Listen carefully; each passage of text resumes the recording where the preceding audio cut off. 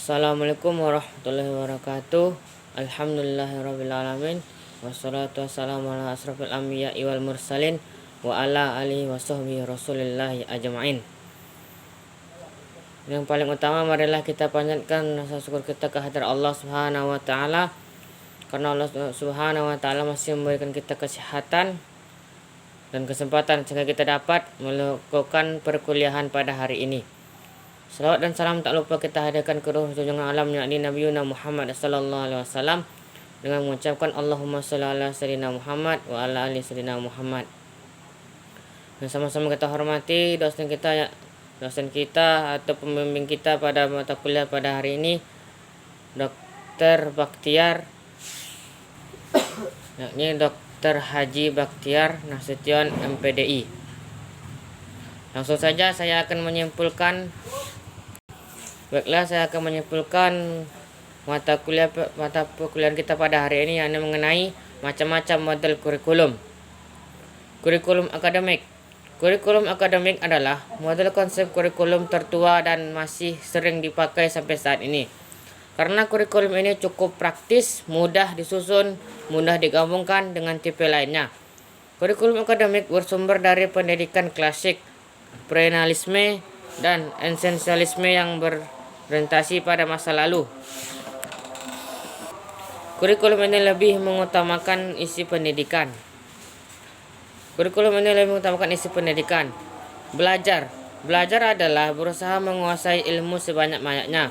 Orang yang berhasil dalam belajar adalah orang yang menguasai sebagian besar isi pendidikan yang diberikan atau yang disiapkan oleh guru.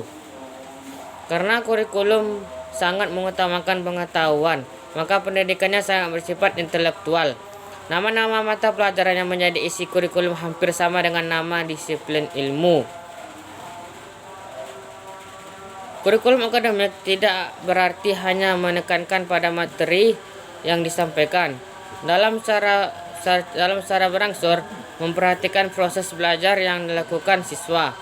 Salah satu contoh kurikulum yang berdasarkan atas struktur pengetahuan adalah Courses of Study atau MACOS.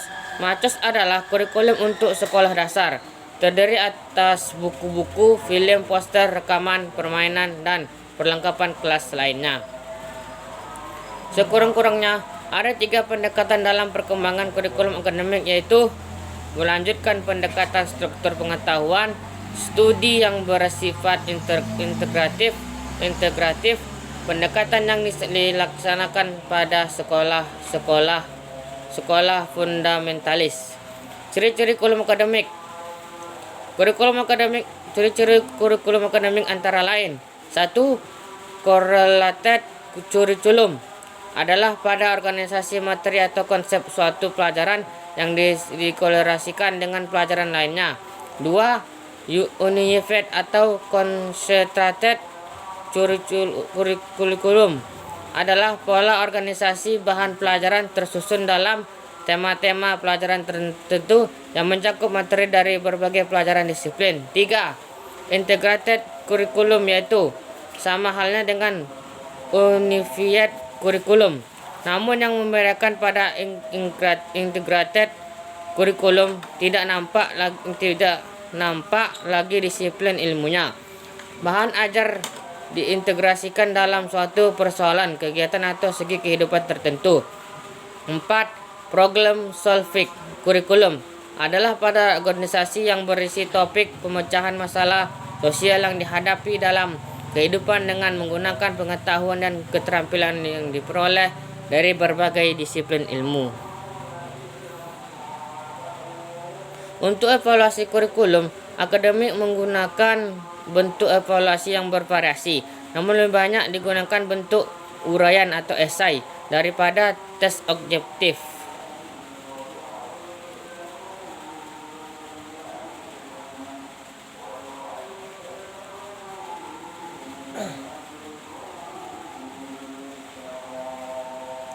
Pemilihan disiplin ilmu.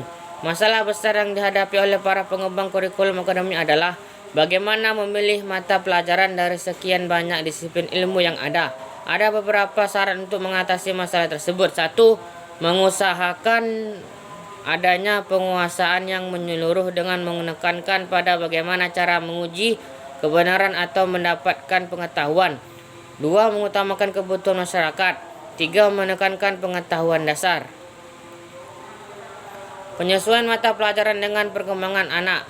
Para pengembang kurikulum akademik lebih mengutamakan penyusunan bahan secara logis dan sistematis daripada menyelaraskan urutan bahan dengan kemampuan berpikir anak. Mereka umumnya kurang memperhatikan bagaimana siswa belajar dan lebih mengutamakan susunan isi, yaitu apa yang diajarkan.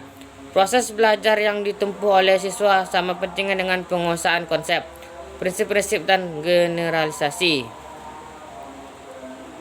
Untuk mengatasi kelemahan di atas, dalam perkembangan selanjutnya dilakukan beberapa penyempurnaan. Pertama, untuk mengimbangi penekanannya pada proses berpikir. Kedua, hanya upaya-upaya untuk menyesuaikan pelajaran dengan perbedaan individu dan kebutuhan setempat. Ketiga, pemanfaatan fasilitas dan sumber yang ada pada masyarakat. Macam kurikulum yang kedua, yakni kurikulum humanistik. Kurikulum humanistik dikembangkan oleh para ahli pendidikan humanistik. Kurikulum ini berdasarkan konsep aliran pendidikan pribadi, yaitu John Dewey. Aliran ini lebih memberikan tempat untuk kepada siswa. Mereka bertolak dari asumsi bahwa anak atau siswa adalah yang pertama dan utama dalam pendidikan. Ia adalah subjek yang menjadi pusat kegiatan pendidikan.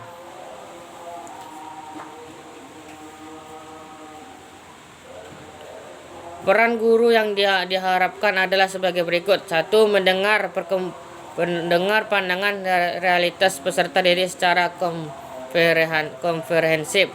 Menghormati individu peserta didik, tampil alamiah, identik, tidak dibuat-buat.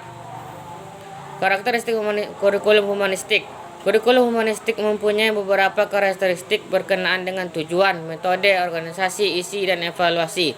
Menurut para humanis, kurikulum berfungsi menyediakan pengalaman atau pengetahuan berharga untuk membantu memperlancar perkembangan pribadi murid. Bagi mereka, tujuan pendidikan adalah proses perkembangan pribadi yang dinamis yang diarahkan pada pertumbuhan, integritas, dan otonomi kepribadian, sikap yang sehat terhadap diri sendiri, orang lain, dan belajar.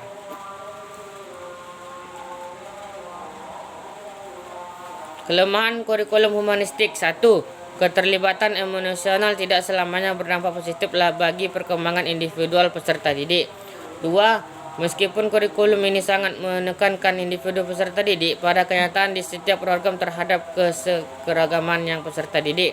3. Kurikulum ini kurang memperhatikan kebutuhan masyarakat secara keseluruhan. 4. Dalam kurikulum ini, prinsip-prinsip psikologis yang ada kurang terhubungkan. Macam kurikulum yang ketiga, yakni kurikulum rekonstruksi sosial. Ialah salah satu model kurikulum yang perlu diketahui adalah kurikulum konstruksi sosial. Kurikulum rekonstruksi sosial dapat diartikan sebagai model kurikulum yang